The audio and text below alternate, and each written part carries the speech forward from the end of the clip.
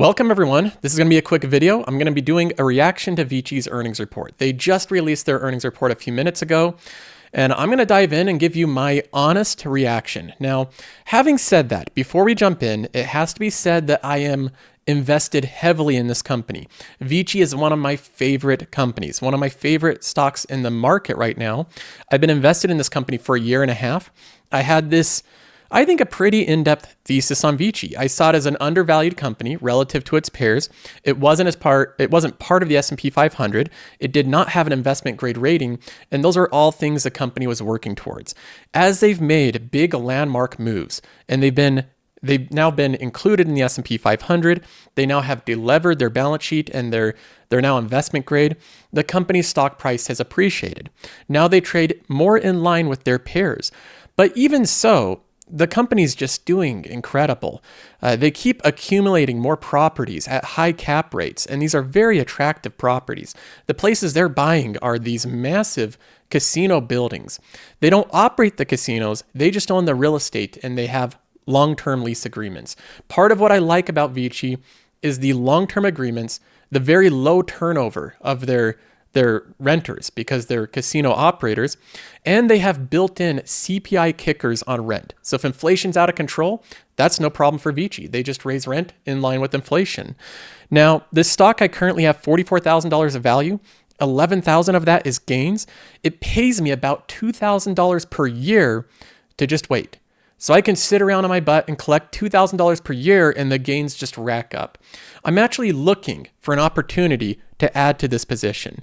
I want to buy another $10,000 of it. So I'm heavily invested in the company. I really like it. I like the entire investment thesis. I like the contractual rent raises. I like the CEO of the company. I talked with him directly on a podcast in this channel, and he's very straightforward. He'll answer any questions directly. He doesn't try to do the thing where he talks in circles like a lot of CEOs do. So overall, I'm bullish on VICI. Now, having said that, they just had their earnings report. We have the headline here. And the Seeking Alpha, you can look at the headlines on CNBC and Seeking Alpha, and you can get whether or not they beat the top line in their earnings. That's what investors like to see right away. Let me tell you this, the more that I've invested and the longer that I've invested, the more I've realized that analysts' expectations really don't matter that much quarter by quarter.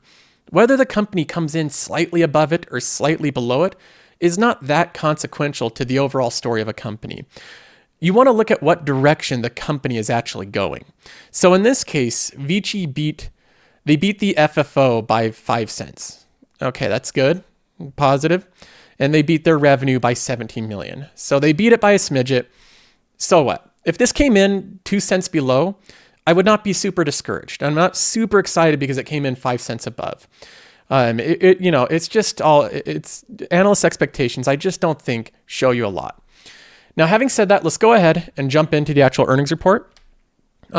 Before we look at that, we can look at the stock price. VICI, I don't think has enough volume. Yeah, we don't see any trading after hours, so we don't really know how investors are taking this, but I don't think they can be too upset with the expectations there. But right here on their quarterly report, they have a picture of the great buildings that they have. And this is what these companies like to show off. They like to show off these massive and I think incredibly unique buildings that they own. This is what you own if you own VICI. You are literally an owner of these great buildings in Vegas, Caesar's Palace and the Venetian, MGM Properties. You're an owner of these buildings. And I think these buildings, even aside from the rent, I think that they have a ton of value in just appreciation over time. I think they will be worth a lot more in 10 years. Now we have some information about the stock. Let me go ahead and go to some of the highlights here. So we look at their highlights, and this is for the full year of 2022. And I think some of these accomplishments should be noted. Now they talk about their growth. They have done a lot of acquisitions. They bought 18 different properties, 4.5 billion in announced real estate acquisitions. That's good, but I don't think that's that meaningful because some of those could have been bad.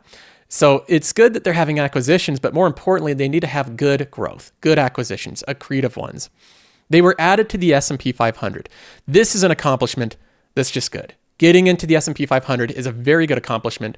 What does this do for VICI? This makes it so that their cost of capital, the cost of them getting debt, is lower.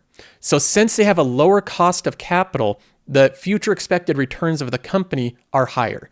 So by them being introduced into SPY, they actually have higher future expected returns. So that is an objectively good thing. Then we have right here a little bit of bragging, and I like it. It's well deserved. The team at VICI has done a great job. Ed Petoniak has done a great job.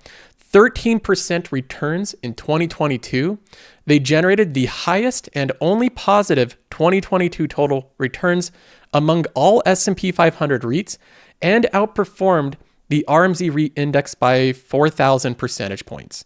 So you have an enormous amount of outperformance there. And I've tried to highlight this before. VICI is my only reinvestment and the only one that I had going into 2022. I sold out of the other ones. I said that I'm betting on VICI because I think it's heavily undervalued. This company has not only returned positive in 2022 by double digits, which if you weren't paying attention, the entire market went down, but it beat out every single other REIT in existence. I looked at all of them and I cannot find another one that outperformed VICI. So keep that in mind. A lot of people try to bash my results. They point out Netflix or one stock that I get wrong. When people try to criticize me, they're not pointing out VICI, companies that I have a lot more capital in that are doing fantastic. So a little bit of bragging by VICI there. I think the team deserves it. I think they've done a great job.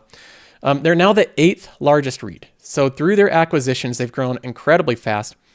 103%, increased enterprise value substantially. So they're a lot bigger. They raised $5 billion in VICI's inaugural investment grade bond offering, 8.3% announced dividend increase. Here's another one that I think is notable. These ones are okay, but increasing the dividend by 8.3%, that's great. For a REIT, what you're looking for with a huge part of your total return is dividends. And keep in mind, there's companies that are raising dividends faster. Like my Texas Roadhouse, they just raised dividends by 20%, much faster than VICI. But VICI started 2022 with a 7% yielding dividend, and then they raised it by 8.3%. So you're starting at this high yield, and then you're raising it almost double digits. You're raising it high single percentage. I think that's good. And I expect in the future that the company's going to be able to raise their dividend by at least 7%. So I think it's going to be between the range of 7 to 12%. We'll see, but that would be my guess. Now, we get into this part, and it gets a little bit smaller here. Let's see if I can blow this up. We get into some of the actual financial highlights here, and I think this is what's really important.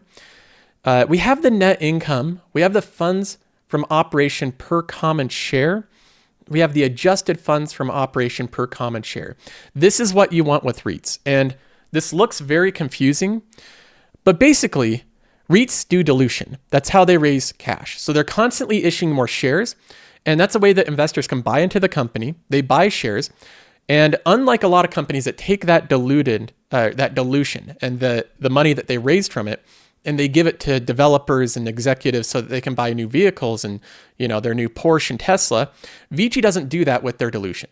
They take the money they raise from dilution, and they say, what properties do we want to buy with very high cap rates so that we can return more money to the investors that we just diluted.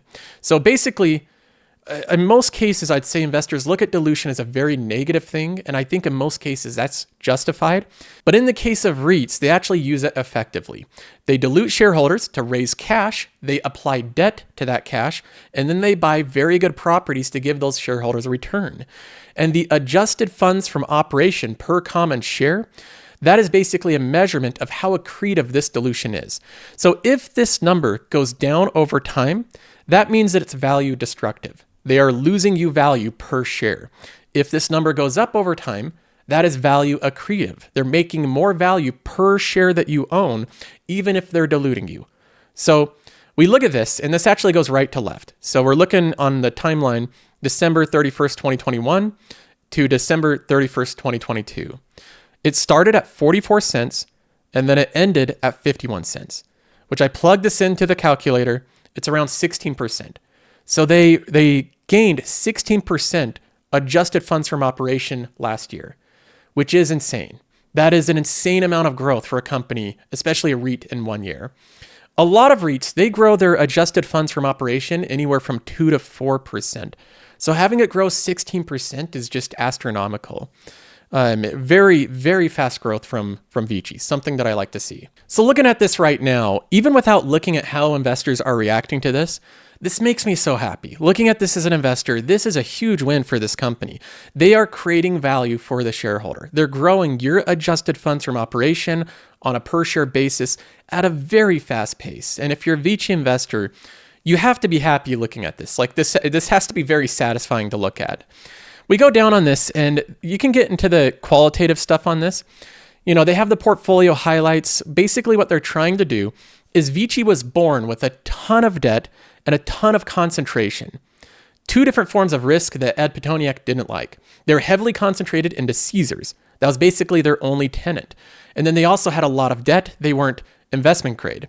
And what he's basically done is he's taken this heavily concentrated company and heavily indebted one, and he's diversified it, making it so that now they have multiple tenants that are all really good. They have MGM, which has a better balance sheet than Caesars. So they diversified away from Caesars, reducing the amount of concentration risk. And then they also reduce the amount of leverage that they're employing. So less leverage, less debt, less risk overall for the shareholder. I just think Ed Pitoniak has done a great job guiding this company in the right direction. You can see the tenant diversity here. And these are very good tenants. They're they're S&P 500 companies. So Caesars and MGM are their two top tenants. If you can see that right here, maybe I'll zoom in on it. They are heavily concentrated into these two tenants. So every single earnings report, not only am I looking at VICI, which I own, but I also look at the earnings report of Caesars and MGM. And I don't own either of those stocks. But since they're the ones paying the bills, they're paying the rent, I pay attention to that with my VICI holding. If these guys run into trouble, if Caesars and MGM runs into trouble, then VICI's in trouble. So I pay attention to them. They are doing fantastic right now. They're having record-breaking years. MGM has delevered themselves dramatically. They have very low leverage. Caesars has a lot of leverage. That's the one that's still kind of in the danger zone, but they paid back $1.3 billion of long-term debt in 2022, and they guided to pay down another $1.3 billion in 2023. So every year, the CEO of Caesars is saying, we're delevering this company. We don't want to run into another bankruptcy like the company did a decade ago. So they still have a lot of concentration into those two tenants. In my opinion, I'm not concerned about it. I think that they can pay rent. That's really all that matters. As long as they can pay rent, VICI's fine. Now they continue to build out their portfolio. We can look at what they're doing here. They're advancing into golf courses. VICI's not just a casino real estate company, it's an experiential one. So they're starting with casinos, and that's a big part of what they do. But they also are going into golf courses, and they're going into not Top Golf, but competitors to Top Golf. So those type of driving range companies, they're buying that type of property as well. And then they're also doing some loaning. So they're acting like a small M REIT as well, but that's a very small part of their portfolio. Overall, VICI is an equity REIT. Now moving on, we have another part where we have commentary from the CEO, and I want to read this. It's just one paragraph long. He says, in 2022, less than 5 years from our IPO, VICI became a top 10 REIT in the RMZ REIT Index, a member of the S&P 500 and an investment-grade issuer of credit. In the first half of the year, we completed our transformational acquisition of MGM Growth Properties and the Venetian Resort, Las Vegas, thereby becoming the leading real estate owner in America's most dynamic commercial street, the Las Vegas Strip. In the second half of the year and into 2023, we demonstrated the advantage of flexibility provided by VICI's scale and liquidity, as we announced the originated approximately $4.5 billion in investment across a variety of gaming and non-gaming opportunities, diversifying our relationship and expanding internationally into Canada and pure Canadian gaming announcement in January 2023. Finally, we are proud that VICI generated the highest and only positive total shareholder return of all the S&P 500 REITs in 2022. We are confident that our 2022 activities and achievements will continue to put VICI in a position for sustainable, accretive growth and value creation for shareholders in 2023 and beyond. Now, lots of CEOs say nice things, but this is someone that's actually stood by what he said. When I talked to Ed Pitoniak and I asked him if if VICI shareholders were too late. He said he did not think that VICI shareholders were too late. They didn't miss the train on this stock. Because what he's aiming for here, what he outlined was not meme stock-like returns. He's not going to have the company double in a month. That will never happen with VICI. But more than likely, his goal is to have around 12 to 15% annualized returns. He wants to get that in a combination of the total dividend yield that you get is enormous, so that reinvested is a large part of the return. Then you have continually levered rent raises, which adds in a lot of AFFO growth. So a lot of rent raises over time. And then you have the continued purchasing of new properties, which brings in capital appreciation. When you combine all those levers of returns, you get around a 12 to 15% return. That's what we've seen so far, even in a down market. And not only that, he's been wise enough with this company to have the CPI baked into the contract before we ran into inflation. A lot of companies are wishing they could go back and rewrite their contracts, but it's too late. VICI thought of that ahead of time. So overall, I'm thrilled with the earnings report. I think it's great. How the investors react to it, I don't know. That's short-term stuff.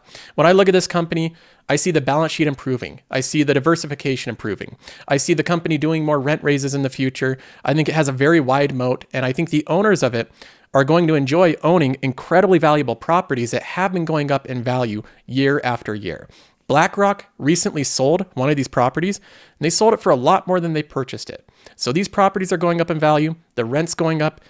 I'm going to continue to hold VICI, and I'll be looking for dips to add to this company. But that's my thoughts overall. Hope you enjoyed.